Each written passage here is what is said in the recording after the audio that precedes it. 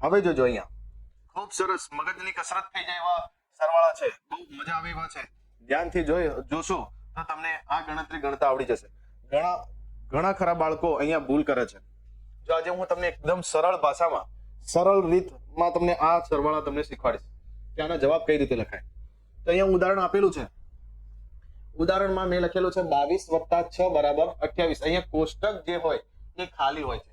તો એમાં કઈ સંખ્યા મૂકવાથી એનો જવાબ 24 બને, કઈ સંખ્યા અહીંયા 6 મૂકવાથી 28. તો કઈ રીતે 6 મૂક્યા એ આપણે બાજુના દાખલામાં આપણે જોઈએ. તો 13 કેટલા ઉમેરતા 24 થાય? આમાં બે રીત છે કે 13 થી ગણતા 24 પર જવું. બરાબર, 13 પછીની જે પણ સંખ્યા 24 સુધી પહોંચે, જેવી રીતે કે 13 પછી કઈ સંખ્યા, એક સંખ્યા ગણે 14, 15, 16, 17, 18, 19, 20, 21, 22, 23 અને 24. તો 24 સુધી પહોંચવા માટે કેટલા લીટા કરવા પડ્યા 13 પરથી? તો અહીંયા 1 2 3 4 5 6 7 8 9 10 અને 11 સંખ્યાઓ થઈ. 13 થી 13 ની અંદર 11 ઉમેરતા 24 થાય.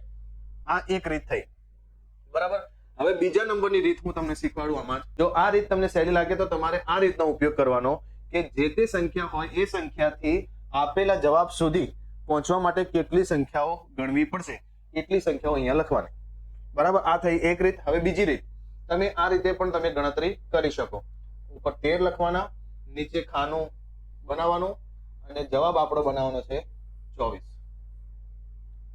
બરાબર. તો 3 એકમ બાજુ છે અને 1 દશક બાજુ છે. જવાબમાં એકમ બાજુ 4 છે તો 3 માં કેટલા ઉમેરતા 4 બને? તો 3 માં 1 ઉમેરીએ એટલે 4 બની જાય. બરાબર. હવે 1 માં કેટલા ઉમેરીએ એટલે 2 બને? તો 1 માં 1 ઉમેરીએ એટલે 2 બની જાય. તો આ ખાનામાં કઈ સંખ્યા બની? 11. તો આપણો જવાબ અહીંયા બને 11. આ થઈ બીજી રીત. એક આ રીતેનો સરવાળો કર્યા વગર જો તમારી ગણતરી પાવરફુલ છે, તો ગણતરી પાવરફુલ હોય તો હું તમને એક ત્રીજા નંબરની એક રીત શીખવાડું જે તમને સહેલી લાગે તો એનો પણ ઉપયોગ કરી શકો.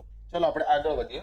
જો અહીંયા એકમ અને દશક છે, અહીંયા એકમ અને દશક છે. બરાબર. જવાબ મેળવવાનો છે 24, આપણને આપેલા છે 13. તો 13 માં કેટલા ઉમેરવા માટે? અહીંયા એકમ કેટલો છે? 3. તો અહીંયા એકમ કેટલો છે? 4. તો 3 માં કેટલા ઉમેરો તો 4 થાય? તો 3 માં 1 ઉમેરો એટલે 4 થાય. આ લખી દીધું એકમ, ડિફરન્ટ આપણે એનો તફાવત લખ્યો. હવે દશકને મેળવીએ. તો દશકમાં જોઈએ કે અહીંયા 1 છે, 1 માં કેટલા ઉમેરવાથી 2 બને? તો 1 માં 1 ઉમેરવાથી 2 બને. તો અહીંયા આપણો જવાબ લખવાનો 1. તો આ રીતે પણ જવાબ મેળવી શકીએ આપણે. બરાબર. તમને 3 રીત ગણાવી મેં. હવે હું કોઈ પણ 3 દાખલા અલગ અલગ રીતથી ગણાવું છું. તમને જે પણ રીત તમને સહેલી લાગે એ રીતનો તમે ઉપયોગ કરી અને આવા કોષ્ટક વાળા તમે સરવાળા ગણી શકો. ચલો આપણે કોઈ પણ 3 દાખલા ગણીએ. ચલો આ દાખલાને આપણે ગણતરી કરીને શીખીએ. સૌથી પહેલી રીત હતી કે જે સંખ્યા આપેલી છે અને એ સંખ્યાથી જવાબ સુધી આપણે ગણતા આગળ વધવાનું છે. તો 12 આપેલા છે અને 20 આપણે જવાબ લાવવાનો છે. તો 12 પછીની કઈ સંખ્યા, જેટલી પણ સંખ્યાઓ છે એને આપણે લીટા કરીને ગણીએ. 12 પછી 13, 20 સુધી ગણતા જવાનું. 12 પછી કઈ સંખ્યા આવે? 13, 14, 15, 16, 17, 18, 19 અને 20. તો 20 સુધી પહોંચવા માટે કેટલા લીટા કરવા પડ્યા? તો 1 2 3 4 5 6 7 અને 8. તો અહીંયા 12 માં 8 ઉમેરવાથી 20 થાય. બરાબર. આ થઈ આપણી પહેલી રીત. બીજા નંબરની રીત બીજા દાખલામાં આપણે ગણીએ. બીજા નંબરની રીત હતી આપણે સરવાળો કરી અને મેળવતા હતા. તો આપણે અહીંયા સરવાળો કરીએ. 14 નીચે ખાનું ખાલી અને જવાબ નીચે લખી દઈએ 25. ચલો એકમની બાજુ જોઈએ. એકમ બાજુ 4 છે અને અહીંયા એકમમાં 5 છે. તો 4 માં કેટલા ઉમેરતા 5 બનશે? તો 4 માં 1 ઉમેરીએ એટલે 5 બને. બરાબર. હવે દશક બાજુ 1 છે અને અહીંયા દશકમાં 2 છે. તો 1 માં કેટલા ઉમેરવાથી 2 બનશે? તો 1 માં 1 ઉમેરવાથી 2 બને. તો કોષ્ટકમાં જવાબ કેટલો મળ્યો? 11. તો આપણો જવાબ અહીંયા થાય 11. એટલે કે 14 માં 11 ઉમેરવાથી 25 થાય. બરાબર. આ થઈ બીજા નંબરની રીત. હવે ત્રીજા નંબરની રીત આપણે ગણીએ. ત્રીજા નંબરની રીતમાં આમાં જોઈએ કે જેમાં પહેલા ખાનું ખાલી હોય તો એમાં શું કરવું? તો સેમ રીત જ છે. ખાનું વચ્ચે ખાલી હોય કે પહેલું ખાલી હોય, કઈ રીતે આપણે લખવાનું છે? તો જોઈએ આપણે અહીંયા એકમને પહેલા જોડીએ.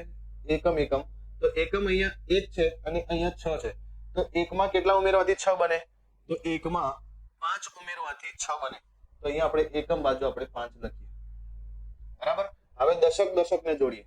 તો કે એકમ અહીંયા 1 છે અને અહીંયા 1 છે, ત્યાં કોઈ ઉમેરવાની જરૂર છે ખરી? નથી. ત્યાં આપણે 0 કરી દઈએ.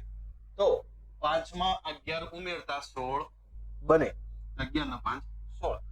આ રીતે આપણે પ્રશ્નોના જવાબ કોષ્ટકમાં આ રીતે સરવાળાની ગણતરી કરી શકીએ. આવા કોઈ પણ તમે સરવાળા હોય, બસ તમને 3 રીત મેં શીખવાડી. એક છે સંખ્યા સુધી પહોંચવા માટે, બીજા નંબરની રીત છે આપણી સરવાળા કરીને, અને ત્રીજી એકમ દશકને જોડીને ગણતરીમાં જવાબ લખી શકીએ છીએ. બરાબર. આપણે આગળ વધીએ.